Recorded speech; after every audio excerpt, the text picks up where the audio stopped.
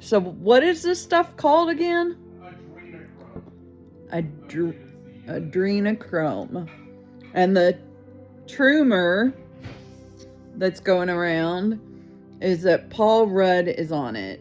Well, is that basically any Hollywood elite or basically any person with money and possible connections to a certain island probably have a pretty good supply of it.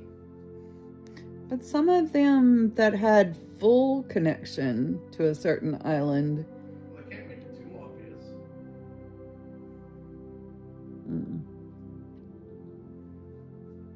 Yeah, I don't think that Trumour is correct. I will say, look up adrenochrome at some point. It is that is a thing that exists. Adrenochrome. So you said that the first immortal person is probably already born. Yeah.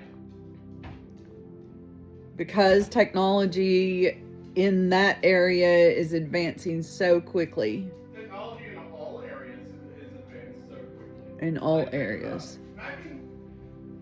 You remember how I was about to point at the TV in the living room before I realized it's in my room. But you remember how that TV, that motherfucking thing is fairly old by today's standards. Yeah. When I was a kid, we had CRTs. Yeah. We were actually fairly ahead of the curve, having a flat screen TV, and it was it was huge. this wide in the back. Yeah, it was very huge. We had console TVs, but the screens were not very big at all, 19 inches maybe. Yeah. And then when my mom was a girl, they had, I don't know, sometimes they didn't even have a TV, but the ones that they had were...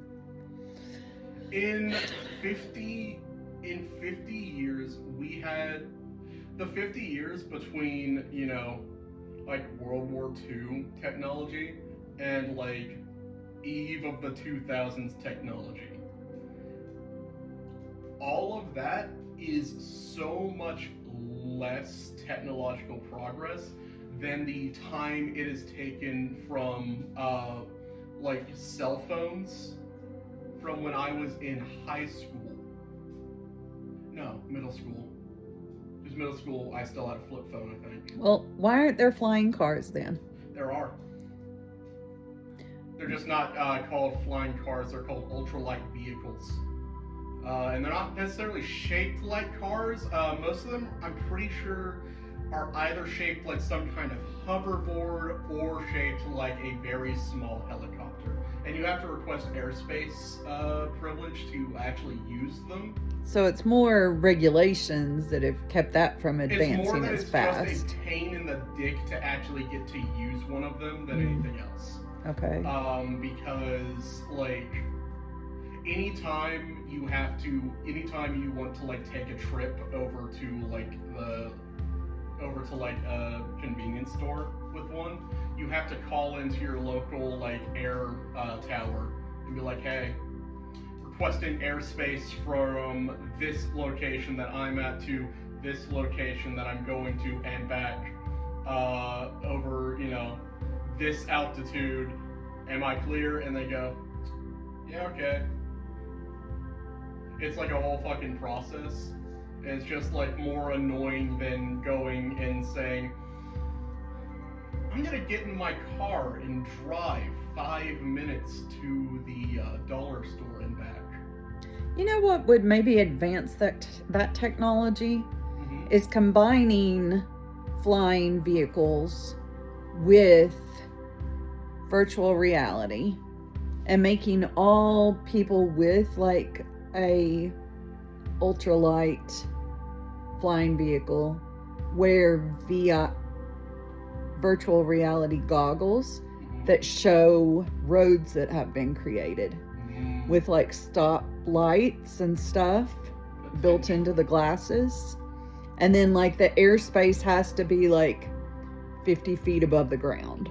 If that hasn't been thought of yet, might want to patent that. Really?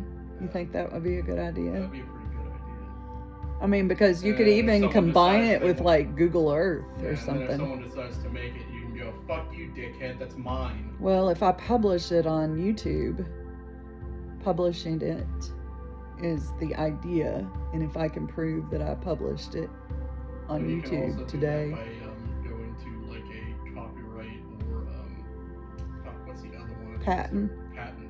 Yeah, like patenting it through like, you know, official channels. Can In you fact, actually- that one's a lot easier because Can you actually patent an idea without Oh, yeah. knowing anything about the technology?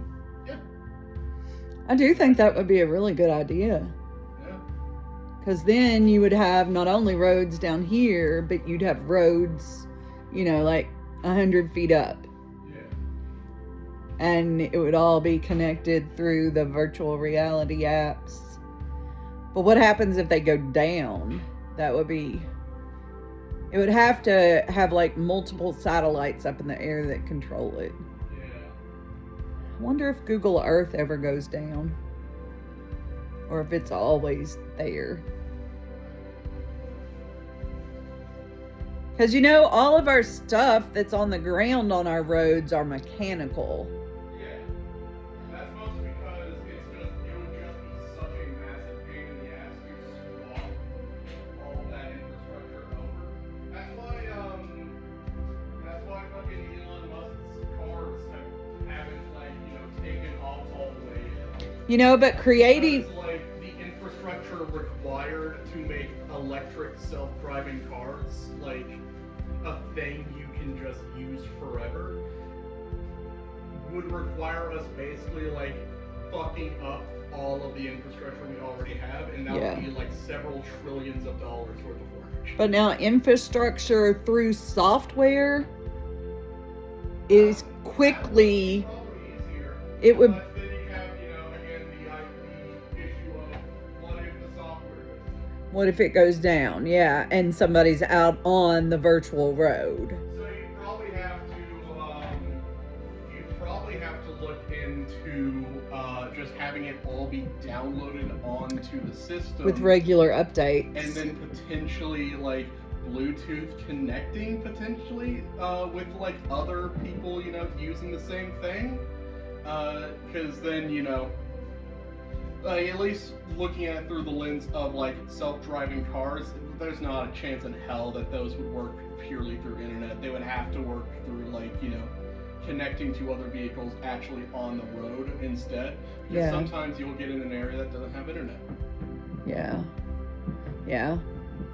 Yeah. Anyway, Hmm. I'm gonna go eat these burgers with bacon on them. Damn it, that sounds delicious. You got a fruit parfait. I do. You don't want to decide you don't want to eat I'm meat. not eating meat anymore. My shirt. It's supposed to say joy. Gosh. Gosh. But I said that it says JJ. I can't find another J. JJ Oi. Because I'm JJ. Oi! Boy, I'll be in my room. Love you. I crack myself up. It's hilarious.